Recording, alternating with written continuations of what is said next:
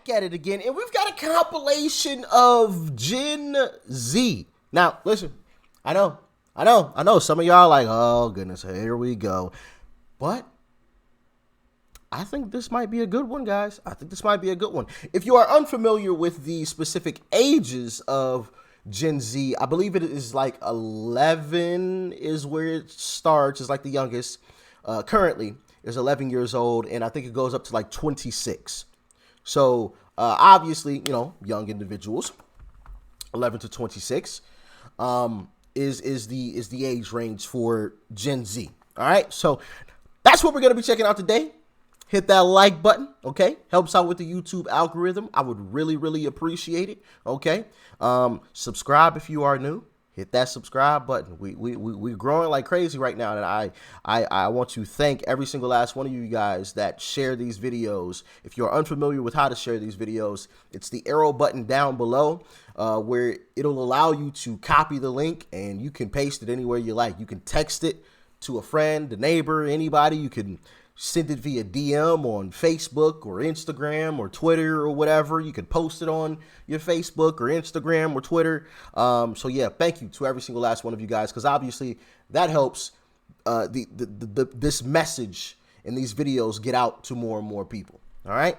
Anyway, I've done enough talking. Let's dive in.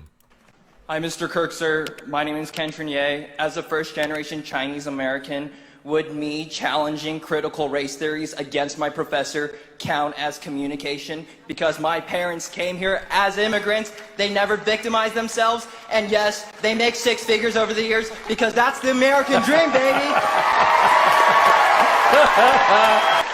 So let me ask you, do you go to school locally here? Yes, sir, I'm a college student at UNM. And they're teaching critical race theory and all that? Sadly, yeah. And so it's just basically white supremacy is the law of the land and all that. So I'm curious, technically you're a minority in this country and they tell you you're oppressed. Quick question, guys. Quick question. At what point do, basically everyone on the right start saying, you know what? Since you want to throw all of these labels on me, yeah, sure, I am that. Because, I know this is a little bit random. It's just a thought that came across my mind, because in a lot of these videos, and he was just talking about white supremacy, which is another phrase that the left always throws out. White supremacy, threat to democracy. They just repeat the same stuff over and over and over again. And it's the same thing with these so-called labels. Whenever you disagree with them or have something negative to say about them, they always call you an ist and Islamophobic and thisophobic and fatophobic and this phobic and that we've heard the laundry list of names. So and this happens all the time, like to the point where it's just like, wait, that person's definitely not that, like for a fact, like not even close. He just disagreed with you, and it's obvious that he just disagreed with you. Like, there wasn't anything hateful. You're just getting in your feelings because you got called out and you realize that you're wrong. So now you're just throwing all these labels on them just for poops and giggles, I guess. I don't know. But at what point do people on the right say, all right, yeah, sure, I am that? Because a lot of the times people on the right, and as we should, because we aren't these labels, we say, no. I don't hate these individuals. No, I am not thisophobic. I am not thisism. At what point do we just say, all right, you know what? Yep, I am that. Yep. Because the labels mean nothing at this point. They use them so much. I feel like they mean nothing. So how do y'all feel? Let me know. Let me know in the comment section. All right, let's continue on. How do you, you tell them actually, no, I'm not. Yes, sir, and all the white liberal chicks and guys get all mad at me. I can't do any better than that, and I'm so glad you're in America, man. We need more people like you. God bless you. That was awesome. What do you think is the biggest issue facing America? Honestly, dads leaving their kids, I feel like. Yes, ma'am. Yes, ma'am.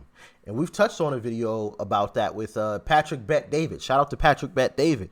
We touched on that, and he brought up a lot of facts that I was really unaware of. That is a huge, huge problem in our society. Obviously, there's more, but if you can start at that point of bringing the dad back into the fold, now that would require a number of things, and I think one of those things, and this is going to be a little controversial here, guys. I know I'm about to drop a bomb on y'all. You dropped the bomb on me. You know, it's about to be one of those moments. So be ready. Be ready. If we stopped incentivizing women to be single with kids, a lot of this stuff would end. A lot of this stuff would end.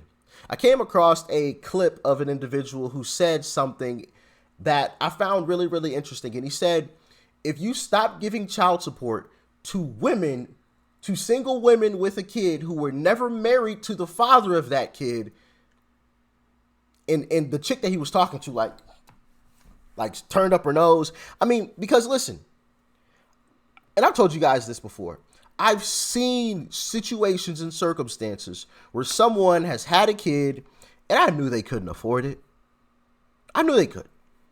So they went and got their, food stamps and the welfare checks and paid for housing because they couldn't afford the kid. And then you know what happened? They had another kid. And then they had another kid. And it's just like, yo, you couldn't even afford the first one and you had two more? What type of BS is this? So we as taxpayers are supposed to keep funding your, what's a nice way to say this? Irresponsible lifestyle? Absolutely the F not. Absolutely not. So if you stopped, if you said, all right, single mothers get no more get no more EBT, food stamps, get no more free housing, a lot of this stuff would end. In my humble opinion. Because a lot of these chicks who just be, out here spreading the legs, and obviously there's some fault on the men too. Let's make no mistake about it. There's some guys out here who just be out here, just spraying and praying. Just spraying and praying, not bagging the Jimmy or anything. Just be out here just piping anything and everything in sight. Okay, without putting the hat on the Jimmy, you know what I mean, putting the condom on, and just spraying like crazy. And those men deserve consequences as well. What that entails: jail time, huge fines, garnishing all of their checks. Not all of their checks. People got to survive, but what do y'all think? Let me know in the comment section. Obviously, that's a nuanced discussion. We can really get into some nitty-gritty type of stuff with that. But on its basic level, how do you guys feel about it? Let me know in the comment section. Childhood trauma is really making people want to do bad things, I feel like. I think everybody just hates each other for no reason. Facts. I just think there's a lack of... I take that back. Not everybody. Not everybody. It's the left that hates everyone who disagrees with them. And I say everyone that disagrees with them, and I intentionally didn't say everyone on the right, because we've seen even some leftists say something that goes against the leftist narrative, and everybody on the left attacks them. And I'm like, they're on your team. Like, they weren't even over here with us. They just said something that was common sense, and y'all just attacked them, which, hey, it's the left. It's not the right. It's not the right. Everybody just hates each other for no reason. I just think there's a lack of just general respect for people. I think people just forgot how to respect other people. I would say not loving each other. We don't love each other enough. Probably liberals. And then in society, what do you think is better, socialism or capitalism? Capitalism. Love it. Capitalism. In America, socialism or capitalism? Capitalism all the way. Nothing else. Capitalism, baby. Let's go. Why particularly are you conservative? Why am I conservative? So I believe in the Constitution. I believe in our founding fathers that gave us these rights, and we are a free country. And so with that, I follow the Constitution. I would consider myself a constitutional conservative. Okay. And with that, we have the right, freedom of speech, freedom of religion, freedom of everything. under these amendments in our Constitution. So I'm a conservative because I want to protect those individual liberties that we do have in America. I was raised knowing that I want to work hard for everything that I earn and that I have. Now we get to and it. I don't think it's up to the government to give that to me. I can work hard and get that by myself. I want to raise a family. I'm pro-family. I actually grew up in the Bay Area, raised a conservative. So there you go. But I'm just saying, I've been researching Black Lives Matter, and I've been understanding the politics. We checked out this clip a while back. Shout out to this guy. And how they're funded by white liberals. And recently, I've been feeling like they're white liberals in blackface. That's I correct. realize white liberals don't really care about me, bro. That's correct. I'm off the plantation, bro. I'm off the plantation, bro. I escaped the plantation, bro. I'm empowered. They don't want me to have power. They want to keep me dependent. But I'm realizing this. They put white liberal ideas, LGBT, women, non-binary, white feminism, all that Hillary Clinton stuff, put it in blackface. Because if we say it, it's going to be too crazy. So then Black Lives Matter, it started by 3 lesbian women. It's not really supporting black families. What is your favorite thing about America? My favorite thing about America is my freedoms. I love Christ, my Lord and Savior. I get to worship Him, and I don't have to be fearful of that. So Yes, sir. I love my Constitution, man. I love my free speech. They coming after Christians now, boy. You know. Now that doesn't mean you have to fear, but it's getting a little weird out here. Getting very, very weird. My freedom of religion, the fact that everybody has an equal opportunity. Yes, sir. Probably the right to own arms. Our freedom to Their arms. free speech. We're allowed to say whatever we want here. You can't do that anywhere else in the world. Why do you love America so much? Freedom. And what would your message be to everyone who thinks the CCP are the good guys? Oh, you are dumb. I have a direct quote from Margaret Sanger, the founder of Planned Parenthood. We do not want word to go out that we want to exterminate the Negro population. And we are seeing disproportionate amount of abortion clinics, Planned Parenthood clinics, and the founder was a eugenicist, period. The founder of Planned Parenthood was a eugenicist.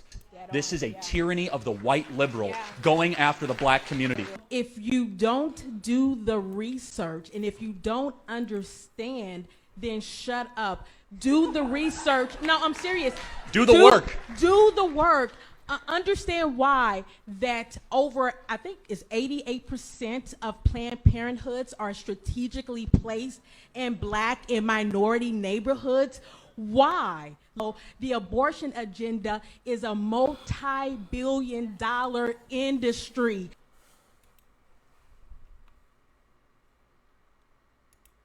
Sheesh. Wow. Gen Z. Not woke, but based. Interesting. Love to see it. I must admit, I love to see it. Why is this clip playing? So yeah, I mean, it's not all doom and gloom, guys. I know. I post a lot of crazy clips, and listen, I just come across the stuff, and I'm like, whoa, what in the world? You know, it's not like I'm intentionally always trying to find the worst of the worst. Now, a lot of it is just funny to me. Like the clip from the other day, I forgot the title, what I titled it. I said another SJW on the loose or something, where the guy was like literally losing his mind. This leftist just...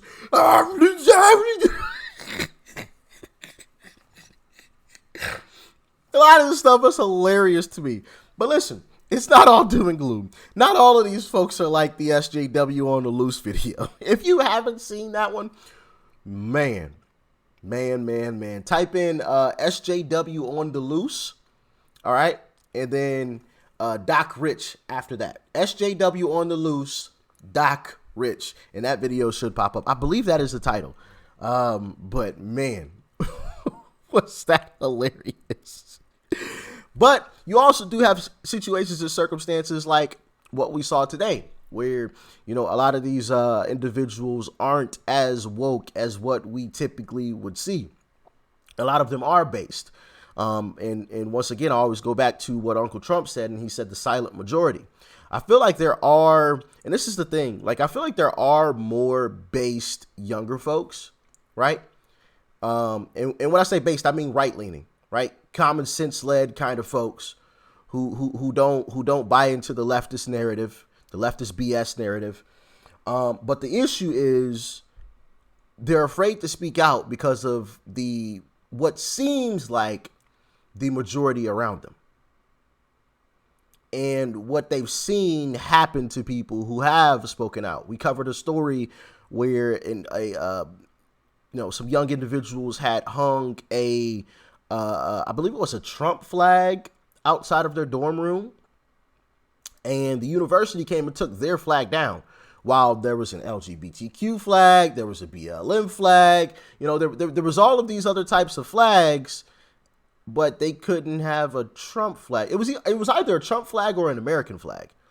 And so when you're constantly seeing that type of stuff, people around you being punished for having your beliefs and your thoughts, and you just like, and listen, to an extent, I don't blame them. A lot of people just want to go about their life and mind their own business and, put a little food on the table, have a roof over their head, and, let bygones be bygone and get the H on, if you know what I mean?